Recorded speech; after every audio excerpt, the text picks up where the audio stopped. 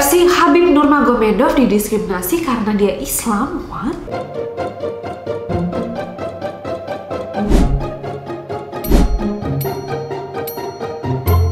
Hi guys, I'm Nasjaj and welcome back to Naskah Kaget.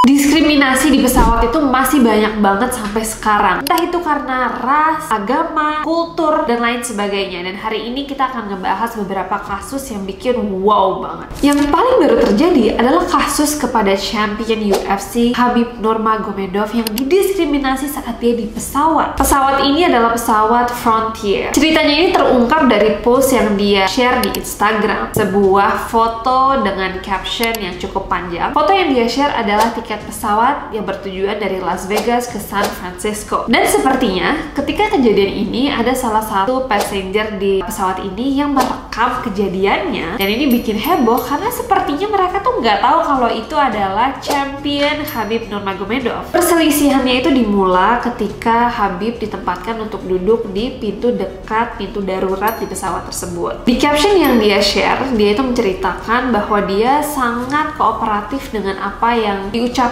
oleh kru pesawat. Khabib menjelaskan bahwa dia ngerti kok tugasnya orang yang duduk dekat pintu tersebut, tapi entah kenapa pramugarinya itu tetap maksa dia untuk pindah dari kursi tersebut. Pilihannya adalah untuk pindah tempat duduk atau meninggalkan pesawat. Nah, Khabib ini bingung, kenapa gitu? Kenapa saya tidak boleh duduk di sini dan passenger lain boleh gitu kan logikanya? Mungkin asumsi Khabib dan orang-orang yang menonton video ini itu adalah diskriminasi terhadap penampilan si Khabib ini yang kelihatannya seperti orang muslim gitu. Dan kalian semua tahu lah ya, Khabib ini pasti berbahasa Inggris, dia juga mengerti I'm already finished with my career, you know, time go very fast. Bahasa tersebut, jadi sebenarnya bukan masalah. Tapi ini yang dipermasalahkan sama pramugarinya, bahwa Khabib sepertinya tidak mengerti bahasa dengan baik dan dia tidak tahu apa yang dia harus lakukan nantinya di seat tersebut. Khabib cerita nih di captionnya bahwa menurut dia wanita ini sangat kasar. Meskipun saya berbicara bahasa Inggris dengan baik dan setuju untuk membantu, namun pramugari ini bersikeras untuk mengeluarkan saya. Apa dasarnya? Ras, kebangsaan, atau alasan lain? Saya juga nggak tahu. Akhirnya Khabib memilih untuk keluar dari pesawat itu dan tidak terbang dengan Frontier. Lalu dia memilih pesawat lainnya dan dia terbang dalam 1,5 jam dan tidak ada masalah sama sekali di pesawat berikutnya. Nah, dari postingan Khabib tersebut, pastinya netizen juga ikut ngamuk lah ya dengan kejadian ini. Banyak netizen yang mengira bahwa ini bernuansa diskriminasi yang sangat kuat gitu terhadap penampilan Khabib. Nah, insiden kayak gini tuh pastinya semua orang juga udah tahu lah ya, bukan kejadian pertama di Amerika Serikat terhadap orang-orang muslim, karena diskriminasi di sana tuh lumayan kuat gitu. Maskapai si Frontier ini sempat merespon juga. Dia bilang bahwa dia sadar atas insiden tersebut dan dia akan melakukan investigasi lebih lanjut. Dan ini ditulis perwakilan dari Frontier secara resmi. Dan menurut aku dan menurut banyak netizen yang nonton juga, Khabib itu merespon semua kejadian ini sangat amat sopan, sangat respectful, dan dia juga tidak marah-marah, sehingga kayak kita juga jadi ada perasaan iba dan kesian juga gitu dengan kejadian ini. But I think he is showing that dia menunjukkan bahwa dia tuh orang baik, dia nggak punya intention buruk, dan kalau memang treatment Frontier seburuk itu terhadap dia, dan dia akan keluar aja gitu. Jadi respon ini juga make sense gitu, bahwa kelihatan banget siapa yang buruk, siapa yang baik di kejadian ini. Tapi kejadian Khabib ini bukan kejadian diskriminasi yang pertama. Nah, kita akan ngebahas beberapa diskriminasi di pesawat yang lain. Nah, kasus berikutnya datangnya dari orang Indonesia, tepatnya dari Karanganyar, namanya Dwi Aryani. Dwi Aryani adalah penyandang disabilitas yang ingin pergi ke Geneva, Switzerland untuk menghadiri konferensi PBB tentang hak-hak penyandang disabilitas. Ini kejadiannya terjadi di 2016 lalu. Nah, Dwi Aryani ini mengenakan kursi roda pastinya. Dia udah ingin terbang, jadi dia udah masuk pesawat kondisinya, dan pesawat ini adalah pesawat Etihad yang cukup terkenal ya, kita semua tahu Etihad itu terkenal bagus gitu. Ketika dia sudah nyampe pesawat, dia dipertanyakan apakah kamu bisa sendiri tanpa pendamping gitu, karena dia nggak ada yang nemenin nih kebetulan. Dia bilang, iya saya bisa kok, mungkin kekhawatiran atau diskriminasi aku juga nggak tahu. Kata petugas maskapainya, kalau nanti terjadi apa-apa, kita khawatir nih kamu tidak bisa memproteksi diri kamu. Dwi Aryani pun membalas bahwa dia bisa gitu, dengan caranya dia lah ya, caranya itu pelan-pelan, tapi tetap ditolak jawaban itu dan Dwi tidak diperbolehkan untuk terbang. Padahal dia sebenarnya akan menjadi perwakilan nih di PBB di Geneva tersebut gitu. Dan akhirnya Dwi Aryani tidak menerima dan dia merasa ini adalah sebuah diskriminasi sehingga dia menggugat, tapi sampai sekarang juga belum ada respon yang baik dari Etihad tersebut. Nah, Dwi Aryani menggugat Etihad dan akhirnya pengadilan menetapkan bahwa Dwi Aryani yang menang dan maskapai harus mengganti rugi sebesar 537 juta rupiah dan dia harus meminta maaf secara publik melalui satu media cetak nasional. Hakim juga menegaskan bahwa maskapai itu tidak boleh menolak penyandang disabilitas kecuali dalam kondisi tertentu seperti keadaan mabok atau membawa bom. Dan penyandang disabilitas, for your information, itu punya hak untuk mendapatkan treatment spesial yang gratis dari maskapai gitu. Seperti kayak naik turun harus ditemenin dan lain sebagainya, itu memang sudah tugasnya maskapai memberikan itu. Nah, Etihad itu sebenarnya punya waktu selama 14 hari untuk mengajukan banding, tapi itu juga tidak terjadi sampai sekarang. Dan sampai saat ini tidak ada informasi apakah Etihad akhirnya membayar atau mengajukan banding gitu, karena hilang aja gitu kasusnya. So we don't know what's happening today. Mungkin kalau kalian ada yang tahu boleh banget komentar di bawah, karena kita pengen tahu banget nih apa yang terjadi dengan Dwi Aryani sekarang.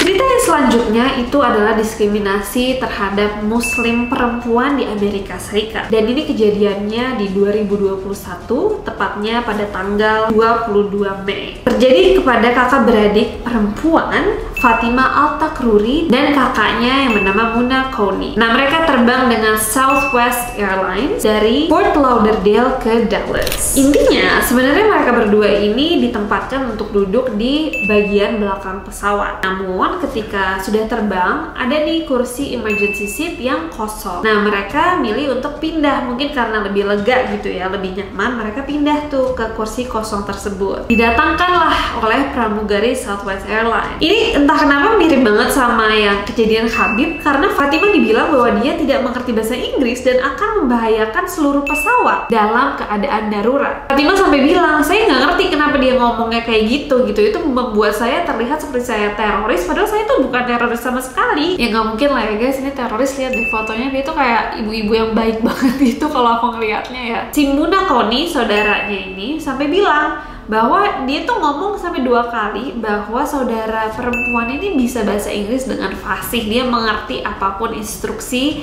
dalam bahasa Inggris. Namun pramugarinya bersikeras beranggapan bahwa Fatima tidak bisa bahasa Inggris dan tidak akan mengerti instruksi dalam bahasa Inggris, sehingga itu membahayakan passenger lainnya dan seluruh maskapai dalam keadaan darurat. Nah, yang aneh, Fatima ini kan mengenakan hijab. Saudara perempuannya, si Muna ini, tidak mengenakan hijab. Saudara perempuan yang tidak mengenakan hijab diperbolehkan untuk tetap duduk di situ, namun Fatima diminta untuk pindah ke belakang kembali. Fatima akhirnya mengajukan pengaduan ke Southwest Airlines tentang hal ini yang terjadi. Fatima bilang bahwa dia telah lahir di sana, di Amerika Serikat, dan dia tahu betul hak-haknya itu apa saja. Dia bilang bahwa dia juga tahu kapan waktunya untuk bersuara, dan dia melakukan ini bukan untuk dirinya saja, tapi untuk perempuan-perempuan lainnya yang juga mengalami hal serupa. Nah, seorang perwakilan maskapai dari Southwest Airlines itu juga membuka suara. Dia bilang bahwa dia yakin betul bahwa penumpang yang ditempatkan di pintu darurat pasti sudah tahu apa yang dia harus lakukan dalam situasi genting, dan dia tidak mentoleransi diskriminasi dalam bentuk apapun, apalagi untuk Southwest Airlines. Fatima juga sebenarnya mengatakan bahwa dia cukup kecewa karena pas kejadian itu terjadi, penumpang lainnya itu tidak ada yang membantu dia atau tidak ada yang bersuara sama sekali. Mungkin ini juga karena ini jadi hal yang normal di Amerika Serikat, sehingga agak susah untuk mendapatkan perhatian kalau tidak di-post gitu. Jadi mungkin teman-teman yang di Amerika Serikat gitu boleh juga share cerita kalian. Siapa tahu kalian juga pernah mengalami hal-hal serupa, boleh banget komen di bawah.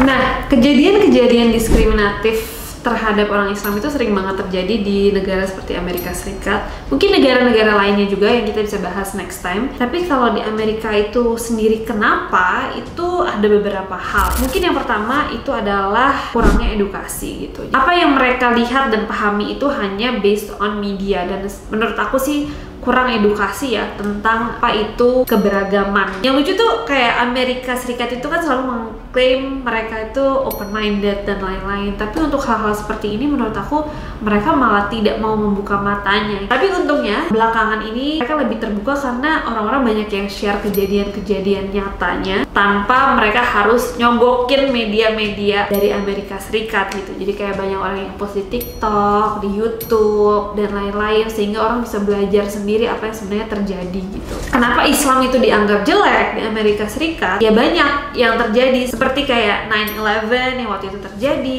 dengan Al-Qaeda. Walaupun itu juga banyak orang yang berteori bahwa itu juga buatan Amerika Serikat. Aku juga berpikir sebenarnya ada hal-hal yang Amerika Serikat itu sendiri melakukan secara sadar untuk keluarganya, itu untuk kepentingan-kepentingan politik mereka gitu, untuk mendapatkan misalnya natural resources dari negara-negara Arab dan lain sebagainya. Jadi tadi satu, edukasi yang kurang, lalu menyerap media-media yang menyogokkan tontonan yang salah, terus juga ada kebijakan-kebijakan yang memang sudah diskriminatif secara nggak langsung, dan mungkin benturan budaya yang sangat berbeda dengan budaya mereka sendiri. Dan kemudian itu menimbulkan pertanyaan-pertanyaan kenapa, lalu itu dibuat lelucon, jadi dianggapnya jadi jelek aja gitu. Tapi menurut aku ya orang-orang Amerika yang diskriminatif terhadap Muslim tuh harus ke Indonesia dan melihat bagaimana Muslim di sini tuh sangat beragam, sangat modern, dan harusnya sih mereka bisa belajar ya dari kita.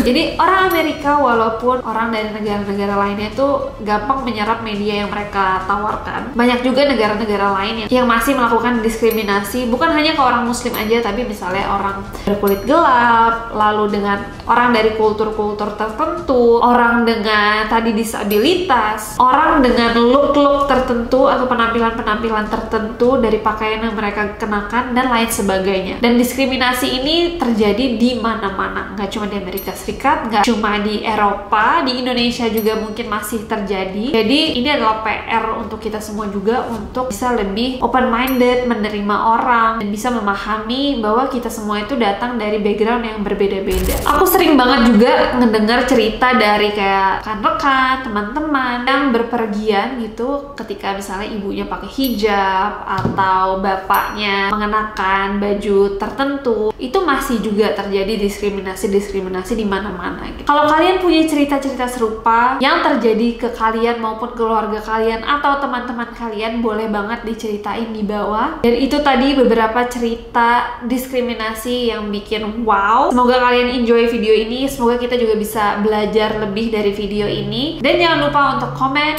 share, like, subscribe, do all of those stuff, and I'll see you guys next time. Bye!